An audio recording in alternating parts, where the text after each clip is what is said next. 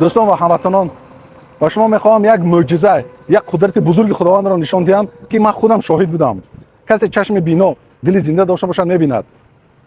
ما حاضر در یک منطقه حاضر داریم که در این منطقه تقریبا 5 سال پیش یک حادثه راه داد. یک حادثه راه داد که عکس برداری کرده شد. در اینجا نگاه کنید، این دکان و چیز مهمش است که این دیوار مکتب است. در اینجا کودکان درس میخوندن و این اینجا هم نگاه میکنید جای سیرادم است و در این بالاتر ما نگاه میکنیم از بالاتر نشون میدیم 10 متر بالا این مرکزی شهر است. در وقت نظام بشار اسد با دستگیری حکومت ایران و روسیه سامانات حربی همینجا رو همین منطقه رو قصداً به هدف گرفتن. نگاه کنید که اینجا پر از دکان‌ها، پر از مردم هستند، دیده و دانسته قصداً همینجا رو هدف گرفته با مبارزه کردن. ساعت 8 سحر در وقتی که کودکان مدرسه میرفتن، اینجایی که ببینید مدرسه هست، این دکان بعد دکان مدرسه است. در همین دکان ساعت 8 سحر بود که کودکان با مکتب میرفتن و در این ویدیو که در میگذارم ببینید، نگاه کنید که یک پدر فرزند خودش رو با دستش گرفته با مکتب گسل میکرد و وقتی که سامانات حربی آواز بلند دارد پیش از بمب پرتو آواز بلند میبرد، بمب که میپرتون کودکان در این دکان مغازین در اومده خواستن پنهان شوند. بیاید از شهروندانی که در همینجا بودن پرسیم چی گفتن. سلام علیکم و رحمت الله. کیف معلم شیخ بارک من. وقتی که اینجا رو بمباران کردن شما در اینجا حضور داشتین؟ بله، من در همینجا بودم. نقل کنید با ما. طلبه های مکتب به مکتب می رفتند، در زیر هدف قرار گرفتند و همچنین کارگرانی که به کار می رفتند به هدف گرفته شدند. یک ضربه موشک آنجا شد و دیگر اینجا و ضربه سیوم در پایان زده شد. این منطقه مرکز شهر اریحا می باشد و اینجا بمباران شد. با هواپیمای حربی روسیه و ایران زن و کودکان کشته شدند. الحمدلله که خداوند ما را نجات داد از آنها. چی وقت این حادثه به عمل آمد؟ صبح بود، ساعت 7:50. یعنی وقتی به مکتب رفتن طلبه ها بود. بله، وقتی در آمد طلبه ها به مکتب ساعت 7:50 ضربه زده شد و وقتی برآمدن طلبه ها هم ساعت 11:45 ضربه دیگر زده شد. انا همین مکتب بود. چندین کودکان کشته شدند.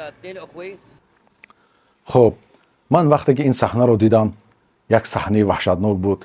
وقتی که نگاه میکنی که کودکان کشته میشوند، پوچه‌هاشون کنده شدگی، این یک صحنه است که با دشواری انسان تحمل میکند. این صحنه رو دیدم بسیار غمگین شدم و به خداوند سوال دادم، گفتم که یا الله، این چه خیلی میشود که حکومت روسیه و حکومت ایران در سوریه سرجم شده این کودکان مکتب را دیده و دانسته قصداً بمباران کردن بکشند.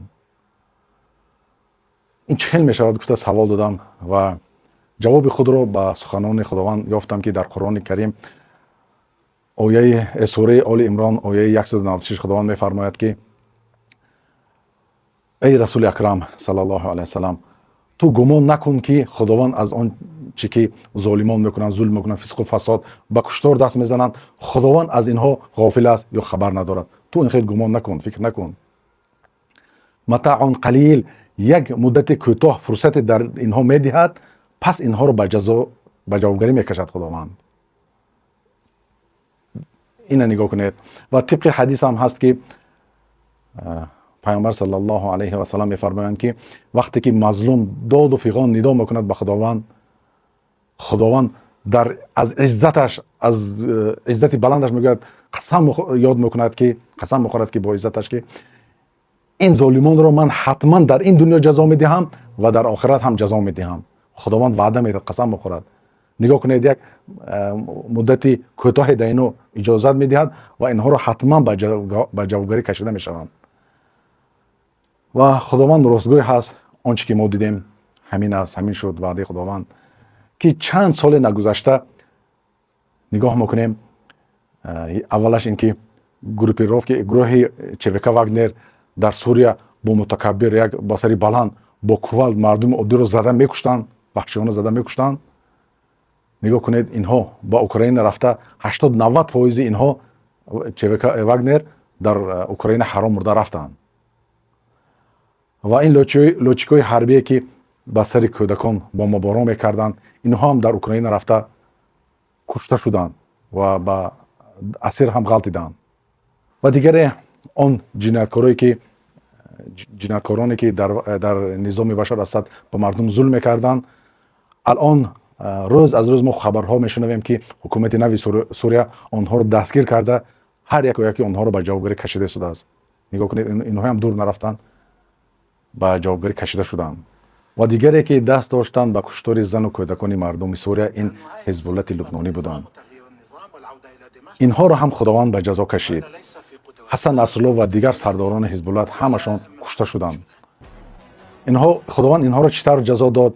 یک ظالم را با دست دیگر ظالم از بین برد، کشت. خب دوستان، قصه حکومت ایران خیلی و خیلی عجیب گذشت. وقتی که مردم سوریه خستند و حق خودشان را طلب کردند از حکومت باشد دست به سلاح زده خون شهروندان خودش را ریزاند. مردم سلاح نداشتند، ولی این حکومت دست به سلاح زده شهروندان خودش را کشت. در همین وقت بود که در ایران حکومت آخوندها یک مجلس گذراندند. گفتند چیکار کنیم؟ این بشار اسد را به این کشتار دستگیری کنیم یا نه؟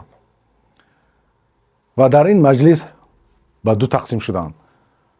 قسم اول گفتند که نه، نباید ما در این کار شریک باشیم.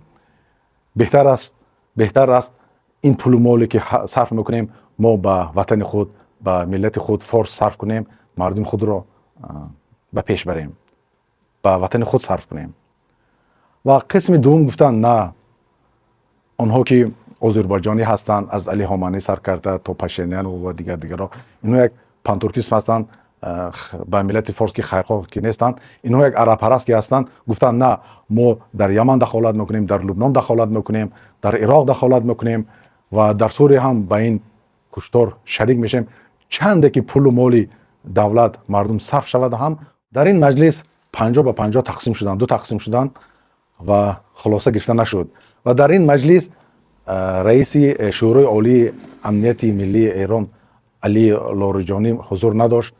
گفتند بیا آخران سخن بر اوست. اگر او گوید که نه ما دخالت نمیکنیم، پس حکومت ایران در این مشکلی که بین مردم و حکومت شد در سوریه دخالت نمیکنیم گفتند.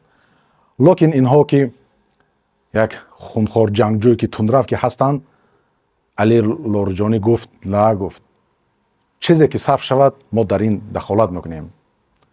نگاه کنید، اینها یک طرفی مردمی فارس نشدند و یک نام‌های اینها هم نمیدونم، لاریجانی، علی خامنه‌ای، پشینیان، نام‌های پانتورکیسم هستند که اینو فارسا که توغر نیستند. برای همین اینها تمام پول بایگری رو به این عرب ها صرف کردند. و طبعا خداوند بزرگ هم انتقام این کودکان را از این آخوندها گرفت. از قاسم سلیمانی سر کرده، لاریجانی، خامنه‌ای و دیگرها را انتقام این کودکان را از این آخوندها هم گرفت. همینها کشته شدند. دوستان و هموطنان، این سنت الهی هست که خداوند کمی به ظالمان فرصت میدهد و اینها رو به جزا میگیرد و چطور جزا دادن هم گوناگون میشود. نگاه کنید، بعضی را پوتین سردار خودشون فرمان داد که این چفیک واگنر رو کشته شود، از بین بردن و دیگری با دست مجاهدا جزا داده شد و دیگری نگاه کنید ظالم با دست ظالم از بین برد. یعنی خداوند با هر گونه راه‌ها حتما قصد انتقام این مظلوم رو میگیرد. و آنها نگاه کنید، کسی که دست داشت با کشتار کودکان مردم سوریه حتما جزاشون کشیده گرفتند. هر آدمایی که من ذکر کردم، این است که یک قدرت خداوند، یک معجزه هست که ما و شما شاهد شدیم که خداوند هر یک و یک آنها را انتقامش گرفت. برای همین مراجعت هم میکنم که با هموطنان ما، با بعضی کارگران مقامات در حکومت ما که از ظلم ترسین، از ظلم با سری مردم، با شهروندان ظلم نکنید که این عاقبت خوب ندارد. خداوند حتما شما را با هر راه‌ها، با راه‌های کسلی، بلا یا با دیگر ظالمان به سر شما میبیاد و جزا میدهد. برای از ظلم ترسین. بسیار میشنم که بعضی مقامات تاجیکستان ظلم میکنن به شهروندان ما، پول گروزی میکنن، هر تهمت ها میکنن. از خدا ترسین که خداوند بر همه چیز قادر هست و شما یک متاع اون قلیل یک فرصتی کوتاهی میتید و حتما شما را جزا میدهد.